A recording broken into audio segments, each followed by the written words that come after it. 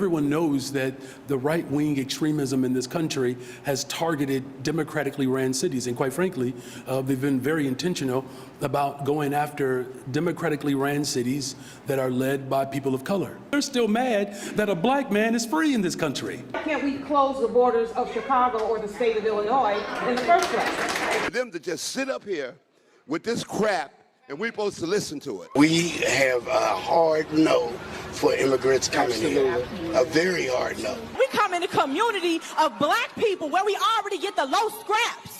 And then you want to take the little scraps, the resources that we have, and put us at the bottom of the barrel? That's not fair, and I won't have it. I would ask you all to go out there at night, in the middle of the night, and see what goes on. They disrespect us, they rob us, they harass us. And their patience is wearing thin. Let me say this. They got one more time to deal with it, because otherwise, next time they deal with it, they're going to deal with it from the streets. We're going to take over it. Nobody's going to be able to stop us from what we're going to do to them. What's important is that we really establish that this is a humanitarian crisis, and we're here. South Shore residents responded with resounding rejection. I mean, how do we know that these are not criminals coming into our community? You got 73% of the people homeless in this city are black people. What have you done for them? Nobody asked us. Nobody told us. We have more than a few thousand people who signed a signature here who said no. We said no. Tensions escalate on the southwest side as the city gets closer to housing at least 2,000 migrants at a base camp. We've been telling you for weeks now how lawyers for this community have been gathering information to try to put together a case to stop this migrant shelter from moving forward. All of this as neighbors have been protesting here on the streets. Well, today, those community members will be coming together to wait to hear how this judge will rule on this temporary restraining order. Now, today's hearing, though, comes as this migrant shelter is moving forward in a way. Construction has been underway at the site, including over the weekend. A recent environmental review from the city showed issues, including soil with mercury contamination and soil with a high level of a semi-volatile compound.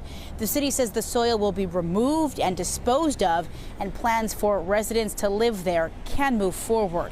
The Johnson administration hits another roadblock in its controversial project to build a migrant encampment on the southwest side. In this latest twist, the governor's office has ordered a stop on construction due to what was discovered beneath the surface. For the first time in weeks, a massive lot at 38th in California has fallen silent.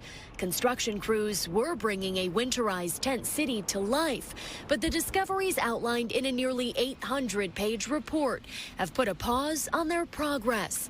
Consultants found arsenic, lead, and mercury, among other chemical compounds, in the soil. Monday morning, the city reported that soil with mercury was removed, and the site is still safe for temporary residential use. But Governor Pritzker said not so fast, ordering a review by the Illinois Environmental Protection Agency. If they say they finished the remedy, they should retest the soil again to confirm the land is safe. As the question over where the resources should move to after now being sent from Brighton Park, the mayor was asked 3 times for a specific Plan B, but never gave a firm location. As other folks have asked for Plan B, I've been planning for Plan B, C, and D, and F, E, and F from the very moment that I became the mayor of the city of Chicago.